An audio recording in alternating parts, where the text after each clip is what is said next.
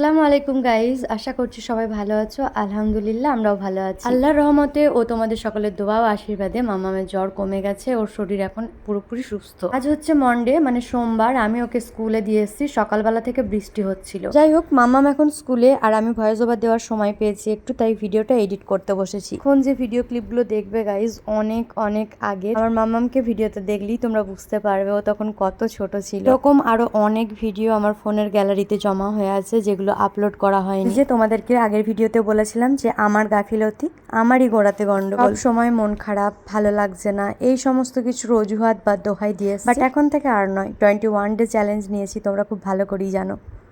চিন চিন good morning. তাকান না, দেখি না, রে বাবা রে, কি হাসছে, দেখি দেখি দেখি, কি হাসছে, দেখি দেখি দেখি দেখি, তাকাচ্ছে না, দেখি তো। এই এই দিদিন মিমি পিপিদের এদিকে তাকান, মিমি পিপি দন্দন এই দেখে নিয়েছে সকালবেলায় মিষ্টি মুখটা দেখে নিয়েছে। উরি বাবরি উরি বাবরি উরি বাবরি, দাঁতগুলো বের করে, ই cutie cutie, my cutie pie, my cutie cutie cutie pie. কেন কেন কেন দেখি মাম্মা এখানে কি লেগে, দেখি। ও ঠিক আছে, পড়ে গেছে। I love you. ব্রাশ করবেন না? ব্রাশ কি বলছেন? ছি, জীবাণু থাকবে তো আপনার মুখে, ব্রাশ করতে হবে। Bye bye.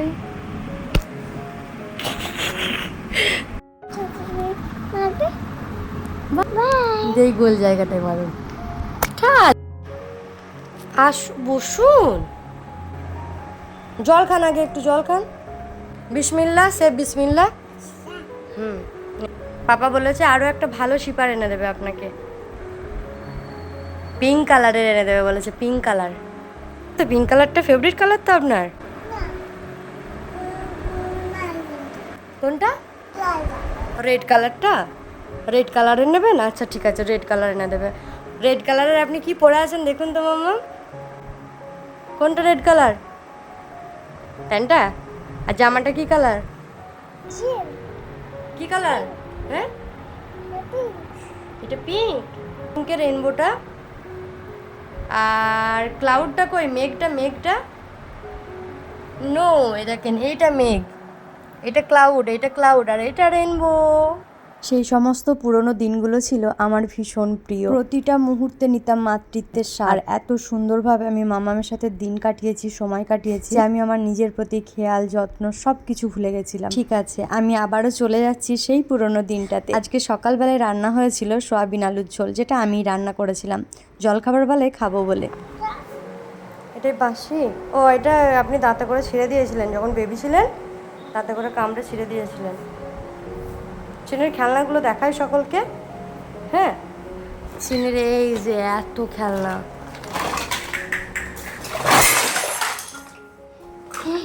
এই যে এত, এইটা এই বাস্কেটটার মধ্যে, আর এইটা এটার মধ্যে, এই ব্যাগটার মধ্যে।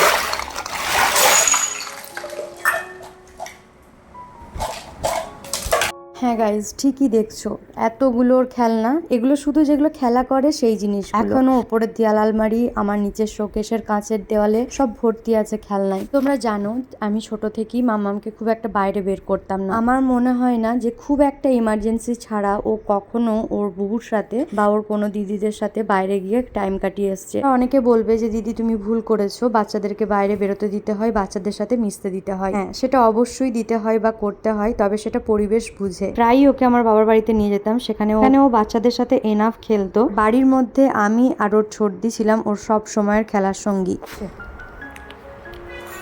মাম্মাম ফার্স্ট টাইম পাইনাপেল খাচ্ছে, ইয়ে টেস্টি। খেয়ে নিন। এই যে ভিডিওটা দেখছো, সেদিন প্রথম মাম্মাম পাইনাপেল খেয়েছিল। খেয়েছিল বলতে জাস্ট ওই চেকে দেখেছিল। জানো, সেই ছোট থেকে আজও ওর সেই স্বভাব গেল না। যে আমের সিজন গেল, বাড়িতে প্রত্যেকটা দিন আম আসছে, এমনকি এখনো পর্যন্ত কোনো দিন ওকে জোর করেও আমি ছোট্ট একটা কুচিও খাওয়াতে পারলাম না। এই ভিডিওটা তাদের জন্য যারা বলো যে তুমি ওকে খেতে দাওনি, সবসময় জুস করে খাইয়েছো। মোটেও না, আমি কখনোই চাইবো না যে সব জিনিস জুস করে ও খেতে শিখুক। আমি বা আমরা বাড়ির বড়রা যখনই কেউ কিছু খেতাম, ওকে দিয়ে খেতাম বা ওকে খাওয়ানোর চেষ্টা করতাম। এমনকি দেখো আমি ভাত খেতে বসেছি, সেখানেও কিন্তু ওকে নিয়ে বসেছি। ছড়ানোর ভয় করিনি বা ও নোংরা করবে সেই ভয় করতাম না। একটু নিন, একটু। হাজব্যান্ড আজকে 4 হুইলারটা নিয়ে অফিস গেছে, তো গেটটা খোলা ছিল। ভাতটা খাওয়ার পর আমি গেটটা গিয়ে লাগিয়ে দিয়ে এলাম। জানো, এখন আমি খুব মিস করি আমার ওই পুরনো বাড়িটাকে, পুরনো জায়গাটাকে। বিয়ের পর প্রথম যখন এই বাড়িতে এসেছিলাম, প্রচন্ড একা লাগতো নিজেকে। হাজব্যান্ড অফিস বেরিয়ে যাওয়ার পর সারা দিনটা একা থাকতাম, খুবই বোরিং লাগতো। কিন্তু ওই যে বললাম, মাম্মাম জীবনে আসার পর থেকে আমার সময় কিভাবে ব্যয় হয়ে গেছে বা আমি কিভাবে নিজেকে বদলে ফেলেছি, তা আমি নিজেও কল্পনা করলে কেঁদে ফেলি। হ্যালো, হাই মিঠি, হাই করো মিঠি, চিনচিন হাই করে দাও, হাই মিঠি। তো দেখতেই পেলে ওর স্নান করা কমপ্লিট। আজকে 2 বোন মিলে স্নান করেছে। যেহেতু দুজন একসাথে বাথটাবে স্নান করলো, তো অনেক হুড়ুহুড়ি করেছে আর স্নান করতে করতে ক্লান্ত হয়ে যাওয়ায় ঘুমিয়ে পড়েছে। আজকের লাঞ্চে ছিল চারাপোনার ঝোল, লাউ ডাল আর শাক ভাজি। গতকাল রাত্রিবেলায় ওর পাপা ওর জন্য এই ফ্রুটগুলো এনেছে, যেগুলো ক্যারি থেকে বের করা হয়নি। তারপর আমিও লাঞ্চ করে ঘুমিয়ে পড়েছিলাম গাইজ, আর ভিডিও কন্টিনিউ করা হয়নি। সন্ধ্যাবেলায় হাজবেন্ড বাড়ি এলে দেখলাম বিরিয়ানি এনেছে। লাইফে এই প্রথম এত সুন্দর করে সাজানো, আবার এই মাটির হাঁড়িতে ডেকোরেশন করে বিরিয়ানি আমি এই ফার্স্ট টাইম খাবো। সবাই তো বসে পড়েছিল খেতে, আর আমি এত সুন্দর করে সাজানো বলে তোমাদের সাথে ভিডিও করে শেয়ার করছি। তো চলো গাইজ, প্রত্যেকটা জায়গায় জায়গায় হাঁড়িগুলোই আর এই কন্টেনারগুলোই কি আছে দেখা যাক এবার। ভিডিওগুলো যেহেতু অনেক আগের গাইজ, তাই কোথা থেকে এনেছে আমার ঠিক মনে নেই। তো গাইজ, তখন মামাম অনেকটা ছোট ছিল, আর কোথাও গিয়ে বসে খাওয়ার মতো ওকে নিয়ে সেই পজিশন হতো না। বেশিরভাগ টাইমই ওই ডক্টর দেখাতে গিয়ে খাবার কিনে নিয়ে চলে আসতাম, দিয়ে বাড়িতে খেতাম। বা হাজবেন্ড যদি কোনো জায়গায় যেত, অবশ্যই খাবারটা নিয়ে আসতো বাড়িতে সবার জন্য। শুরুতেই হয়ে গেল আমাদের সাথে স্ক্যাম। প্রথম কন্টেনারটা ওপেন করেই দেখি তার মধ্যে 2টো মোমবাতি। তারপর আর ধিৎকারে ছোট কন্টেনারগুলো না খুলে একবারে হাঁড়িটাই নিয়েছিলাম। পর আবার কিরণের কথাই এই কন্টেনারটা ওপেন করছিলাম।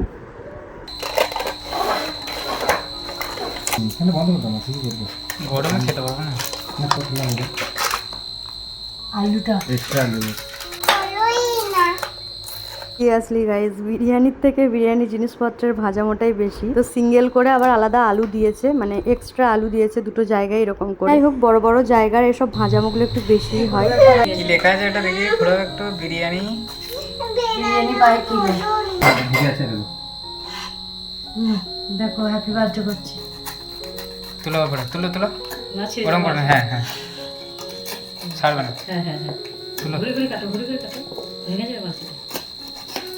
সব ভিতরে ঢুকে যাবে না,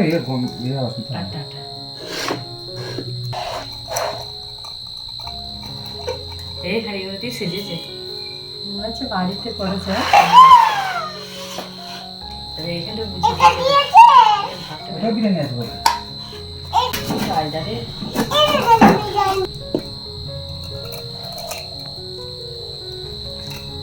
এগুলো রায়তা, ঝোল দই। দইটাকে একটু মানে শরবতের মতো করা, সেই বোরহানি যেটা করে এখানে।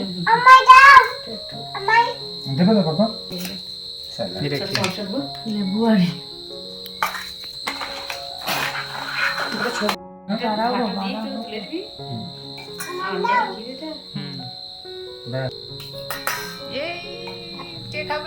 বিসমিল্লাহ বলো, বিসমিল্লাহ।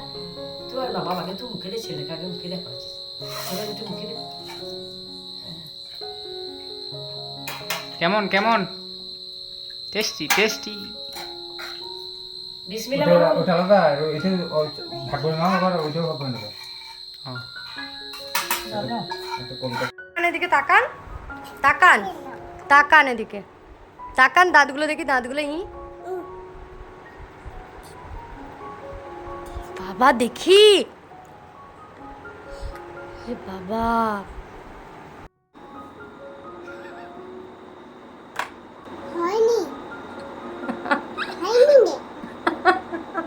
রাত্রের দিকে আমি একটা ভিডিও শ্যুট করছিলাম। তো আমি একদিকে ভিডিও শ্যুট করছি, তারপর দেখি ও এই অবস্থা করেছে লিপস্টিক। কেন এখন যখন আমি ভিডিওগুলো এডিট করতে বসেছি, মানে আমি আর বলার ভাষা পাচ্ছি না। এই সিনগুলো দেখতে দেখতে পুরনো কথা মনে পড়তে আর কোনো কথাই আসছে না আমার মাথায়। দোয়া করো আমার মেয়ের জন্য, আমার জন্য, আমাদের সংসারের জন্য। সেই সমস্ত দিনগুলো গাইজ আমার কাছে নিঃস্বার্থভাবে কাটানোর দিন ছিল। পৃথিবীতে সব থেকে ভাগ্যবতী আমি মনে করতাম নিজেকে, বাট এখন সময়ের সাথে সাথে অনেক কিছু পাল্টে গেছে। যা ঘটে হয়েছে তা জীবনে কখনো ভোলার নয়, তবে সেগুলো মনে রেখে তো জীবনটাকে আটকে বা থেমে রেখে দিলে হবে না। তো ভালো খারাপ নিয়ে আমাদের সবাইকে এগিয়ে যেতে হবে।